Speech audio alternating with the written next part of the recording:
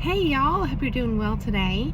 So in today's message, we're going to be talking about some really deep concepts, and we're not going to go too far into them today. I just want to kind of bring them in as part of the discussion in a casual manner, and then of course, if you have a desire, you can research them further and do a much deeper dive yourself. So we're going to be talking today about the paradox of love and some different aspects of that.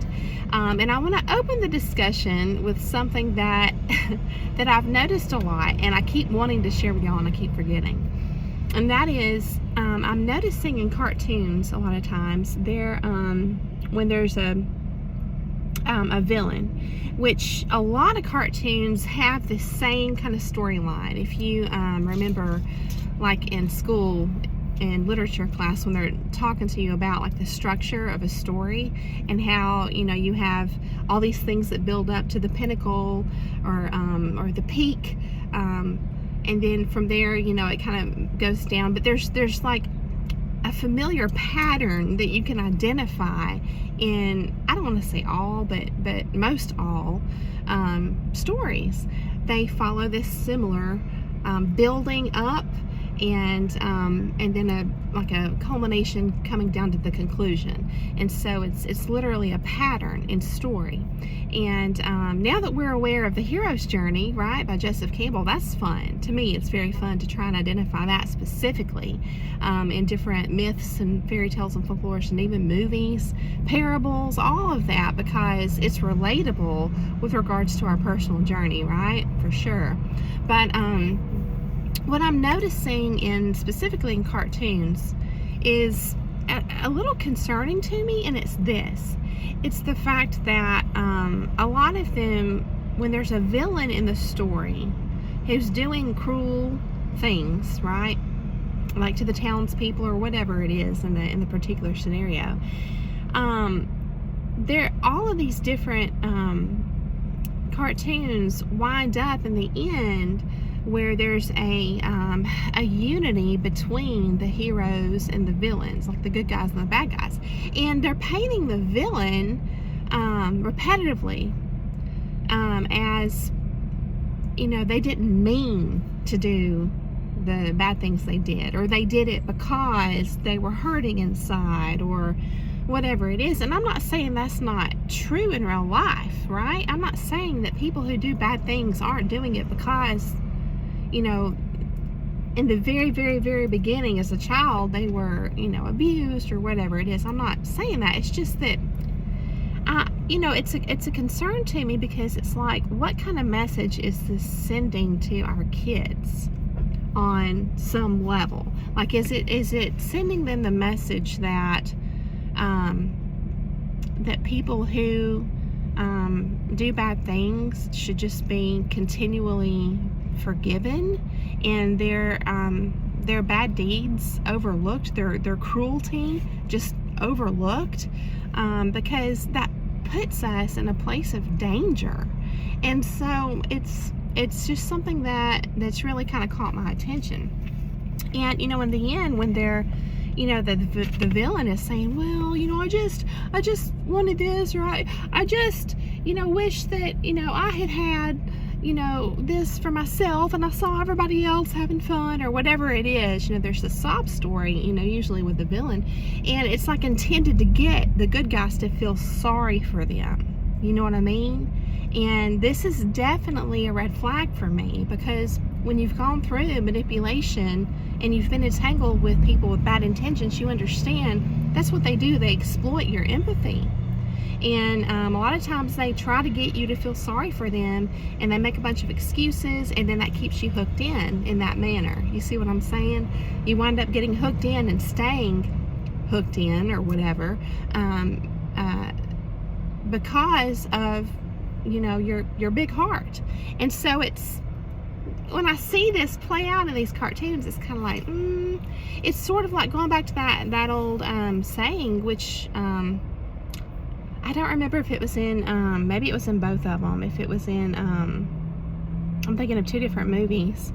One with Keanu Reeves, The Devil's Advocate, and then there was one with Kevin Spacey, I can't even think of the name of it right now, but I mentioned it in my other videos before. I'll drop it in the description. Oh, The Usual Suspects, that's what it was.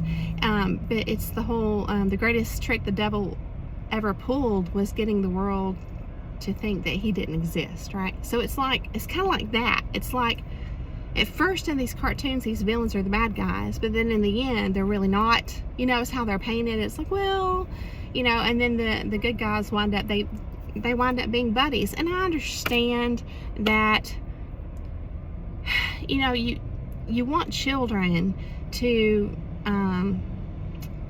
want unity, to want things like cooperation, and to be amicable with other people and things like that, because I know as a parent it's hard when you have a toddler that doesn't want to share, and it's almost like they have this competitive spirit, like by nature when they're little, and you have to get them to just, you know, calm down and understand everything's not a competition, and you know, it's okay to share your toys, and you know, I understand all that. And you know, there's a lot to consider with regards to building character, is my point. But there's also a lot to consider with making sure that a person in the early stages of the development of the psyche, that they understand that they have to look out for themselves and learn how to operate safely in this world. So I thought that was just really interesting. Because if you look at what's playing out in these cartoons, it's like it's really contradictory to the truth. And so if we take a look at Matthew chapter 10 verse 34, it says, I came not to send peace but a sword. Okay, so the truth is that there is a line of division with regards to people who have darkness in their hearts by choice, and people who have the light inside, and it is a choice. So we're going to talk about that some today. All right, as well as the paradox of love, a really interesting concept. So you know, our perspective of reality is made up, if you think about it, it's made up of paradigms. And I feel like this may be the biggest determining factor in how our healing goes, right? If it's successful, how successful it is, things like that.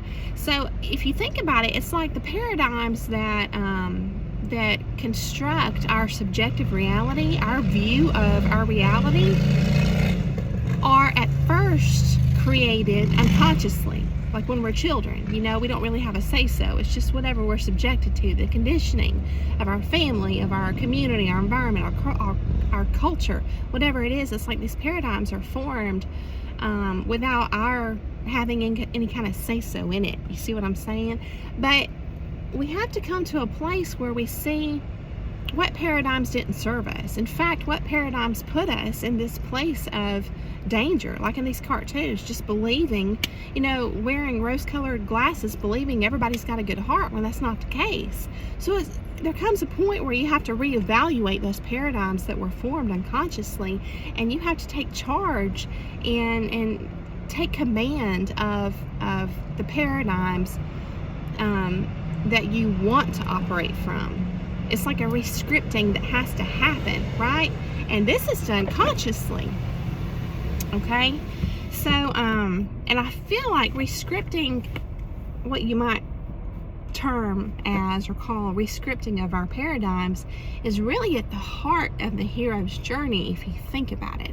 Because, you know, in the beginning, the hero starts out very naive and unaware, right? And then there's like the shock, the shock factor. Something just catapults them into the underworld, right? Where they come face to face with hard truths. And a lot of times this is done because they had some kind of entanglement with the darkness, with a real life villain, right? Who didn't mean well. I mean, do they ever, you know, mean well? So, yeah, so let's go ahead and shift gears for a minute. We're going to tie it together in the end. So there's a term called existential angst. I have a hard time saying that, but It's a really deep concept, and it can get kind of depressing if you're reading about it and really doing a deep dive in it. I'm gonna go ahead and give you a heads up, but when I discovered this term years ago, it was really interesting to me, and it really got the wheels turning for me. But basically, let me just share with you. I'm gonna skim over a dream I had and just kind of give you guys the highlights I had. This was a dream I had many years ago.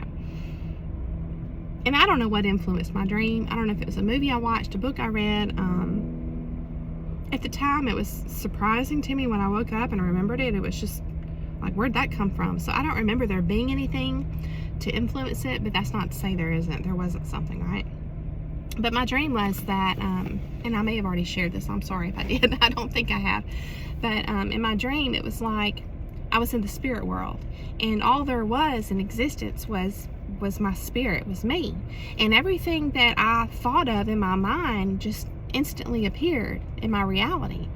And as soon as I, shifted gears and went to thinking to something else, it would just, whatever was here would just go away. It was almost like this instantaneous creation and destruction of reality. Like in my dream, I got to experience what that would be like, and it was really interesting because at some point I went into this room where there was a television, and I sat down and I was watching the television. It was like I was at this place on purpose, and I was previewing on the television what it would be like to be human, and I was watching the experience of being human. I remember seeing like goosebumps on flesh, like if you get cold, how you get these little goosebumps. I saw that on the TV, and it was foreign to me. I didn't know what that meant, to have flesh, and it was just really incredible, really different dream. So, and then the next thing I knew, this man came to me from this hall, up in the door. I guess like I was in a waiting room, and he opened this door to the waiting room, and he had on a lab coat. And he had his clipboard, just like a doctor, like if you're at the doctor's office, and he was summoning me to come on down the hall with him. When I got out and went down the hall with him, I woke up. So it was almost like, my take on it was symbolic of the spirit world and transitioning into the human experience. It was really kind of cool. And I want to also bring up a book. I've mentioned it before. I don't remember the author's name. I think it might be Neil Donald Walsh. I'll drop it in the description. But he wrote, I think there's at least 2, if not more, a series called Conversations with God. And it's all philosophical. It's all theoretical, right? I mean, there's so much of this that, all we have are our beliefs. All we have are our own perceptions and perspectives, and that's it. Because there's a lot of unanswered questions, right? Which is a big part of our discussion today. But in those books, he proposes that God was, all there was in existence in the beginning was God, and which it talks about in the Bible, okay? So I just want to say that, but he proposes that God was lonely. God was lonely. And so I can't remember. I don't think I actually read this book word for word. I just kind of skimmed through it. But I think if I'm not mistaken, the proposed theory is that God just burst into a million different, pieces, and that's what created our reality. That we're all part of that divine being, like we're all these divine sparks of that great fire, eternal fire. And so, but yeah, the motivating factor that he proposes was that God was lonely. So, in thinking about all this, the human experience and how important it really is and what purpose it serves, it's like, have you considered that in order for our reality to even exist, it has to be this way? And let me just expand. It's like, if you think about it, anything apart from God, anything at all that is apart from God, is going to be imperfect in varying degrees. Okay? I mean, just think about when the Bible says, how Satan, started as an angel, like this beautiful angel of God, right? And that's an angel. But even angels had free will, because he chose to rebel against God. So we have this concept of free will, okay? And again, anything apart from God is imperfect, even angels. So if you think about the nature of love, it's like you have to understand that God allowed us all the option to love Him or not. Okay? It's free will.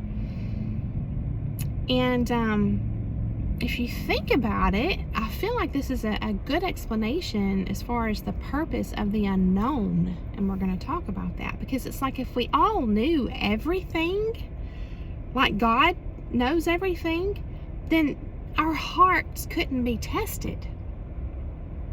So consider a school test, okay? It's like those who want to do well, who truly study and truly seek the answers, right? That the Bible says, knock and the door shall be open, seek and you shall find. So if we started out this human experience already knowing the answers, it's like, are we really even separated from God at all at that point? It's kind of like it's like the separation is necessary. You see what I'm saying? It's like there are tests because God wants us to want to pass them, right? He wants that desire to be there, to be aligned with Him. So it's like there had to be a separation for there to be the possibility of what? Of this reality, right? Of relationship. There has to be an other so that there can be a relationship. And ultimately, it has to be this way for the possibility of what? Of love. Of love shared. Of love shared. So it's like, if you think about it, it's like the dark serves a purpose. Because again, anything apart from God is dark to a degree, is faulty, is sinful, is imperfect, right? But love is to be shared. It's to be shared, right? So, just consider that. Consider, if you have interest in that book series, Conversations with God, it's just really interesting. The Bible says in the beginning was the Word, and the Word was with God, and the Word was God. So it's like God was this complete, whole entity, right? But love needed somewhere to go. But love meant separation. If all there was God, then everything had to come from God. There had to be a letting go, okay? A letting go of a part of itself, of God, right? So if you view it that way, it's like pain is a requirement for love to exist. This feeling apart from God. It's really kind of like parenting. It truly is a paradox. It's like you want your child to grow up and be independent, in a healthy manner and stand on their own. But it's like watching a piece of your heart walking around outside of your body out there. It's a part of you. They're a part of you. So it gives to me, just thinking through these things like this gives a new perspective with regards to separation and division and free will. It's like all these are a necessary requirement for the possibility of love to be shared, And then I want to share a quote with you. This was actually on a poster that was up in the house that my parents bought when I was a kid. And it really impacted me. And it had geese flying, It was really beautiful. It's kind of like, you remember like when you're in school, they put up these posters. It's like the whole poster is just this photograph, just this close-up of a sunset or an animal or whatever. And then they had this quote. It's kind of like that. This was back in the 80s, right? It said, if you love something, set it free. If it comes back to you, it is yours. If it doesn't, it never was. And I thought, I've thought about that quote just, here and there throughout the years. And it reminds me of Matthew chapter 18. And I wrote down verse 13. It says, and if he finds it, talking about the one who went astray, the one sheep that went astray, right? That was separated from God. All this ties into the hero's journey. If you're just looking through that lens, you know, at everything, it's like, it just shows you the bigger picture. You know what I mean? So I'm going to read this to you. Verse 13. And if he finds it, truly I tell you, he is happier about that one sheep than about the 99 that did not wander off. So I just want you to be encouraged in reading that number one, don't beat yourself up about your mistakes. Number two, consider the possibility of the grand design, always including the fall, the falling away. And some are going to fall further than others and never return. Now, you know, a big part of reading Women Who Run with the Wolves for me was learning how personifying different aspects of your own psyche, of one person's psyche, helps to understand it. It's just a way to frame that, to get a deeper understanding. And a lot of this is represented in these myths and fairy tales and folklore, to understand yourself, right? To know thyself, to help peel back those layers of unconsciousness, right?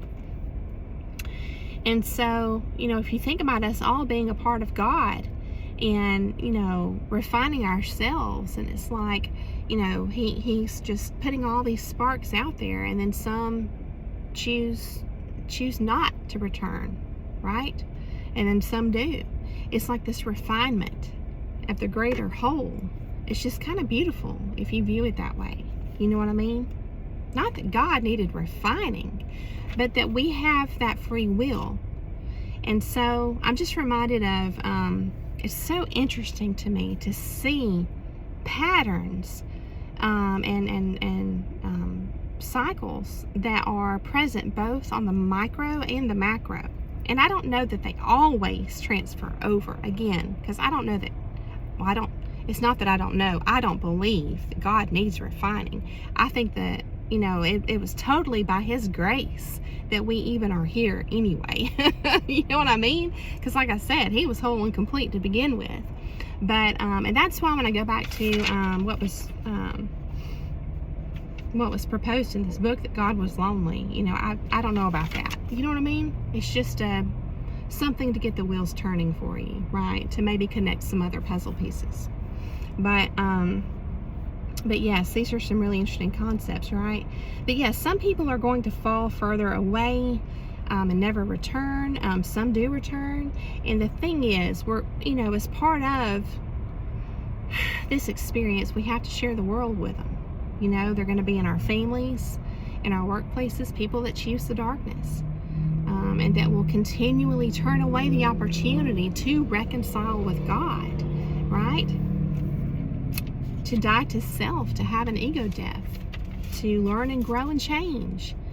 And, you know, what's interesting is, you know, if you think about it, Jesus, when he would, he illustrated this chosen division that comes about because of free will by speaking directly to these people who choose the darkness as, well, you know, you go serve your Father. In other words, God, the loving creator God Almighty, Alpha and Omega, is not their Father at this point. It's like they've chosen the darkness to the degree that Jesus literally says, that's now your Father. So it's division is a real thing, but it's by free will. But my understanding is that this is what allows love. This is the great paradox. It's like it allows love to be a thing and to be experienced and shared, because it has to be by choice. Love has to be by choice, see? It can't be forced. And it can't be coerced. Then it's not really love at all. And we know this firsthand when we get entangled with a manipulative person, right? So, yeah, back to that term, existential angst. It's like this is my perspective. It's like this core extreme wound that we kind of all have on some level that can never fully be mended. It's just, to me, it's symbolic of that separation from God. That's just my opinion.